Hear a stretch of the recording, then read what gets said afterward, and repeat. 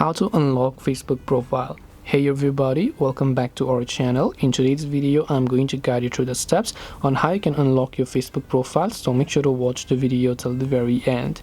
Now if you want to unlock Facebook profile, for some reason you might have locked your profile just to keep away from strangers, and now you decide that you would like to unlock it back again to your main feed. This is still possible if you go ahead and then basically open up your profile and then just go to your profile page. And once you go to your profile page, you can just tap on this little three dots button over here, and as you do that, here you'll find the option called lock profile. Now you'll find unlock profile. In my case it is showing lock because I haven't locked it, but if you have locked it, then you'll find unlock profile here. You just have to select the unlock profile option instead of lock profile.